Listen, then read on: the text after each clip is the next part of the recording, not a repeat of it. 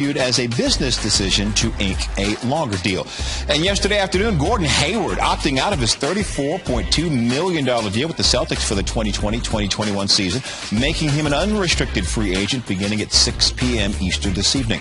And the Warriors offseason looking dramatically different after Klay Thompson suffers that season-ending tear to his right Achilles tendon.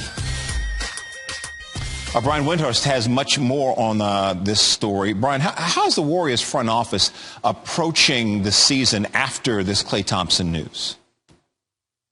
As contenders, Jay, because they really had, there's a silver lining here. It's that this injury happened when they still had this $17 million trade exception, which otherwise would have expired on Monday. So they were able to pivot and go out and acquire Kelly Oubre. Now, Kelly Oubre is not Klay Thompson, but he will help them. And this move is going to cost the Warriors in excess of $80 million in salary and luxury tax because they have the highest payroll in NBA history this year.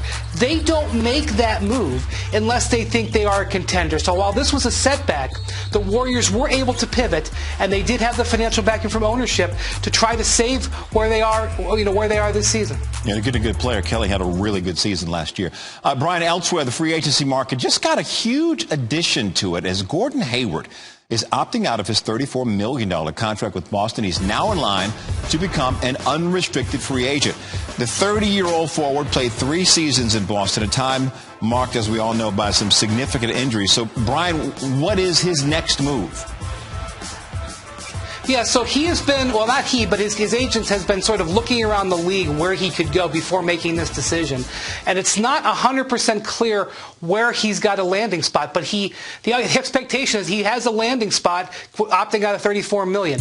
The teams with salary cap space that would have interest are the Charlotte Hornets, where he signed an offer sheet back when he was a free agent with the Jazz in 2014, and the New York Knicks, who yesterday made some moves to clear approaching $40 million in salary cap space, although those are 2 rebuilding teams.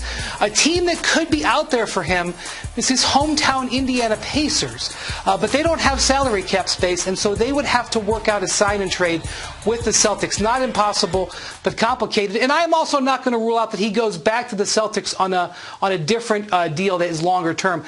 Gordon Hayward's going to get paid. We'll see today or tomorrow where that's going to happen. A story, Brian, that just seems to get more intriguing by the hours. Bogdan Bogdanovic and his sign-and-trade agreement with Milwaukee that fell through.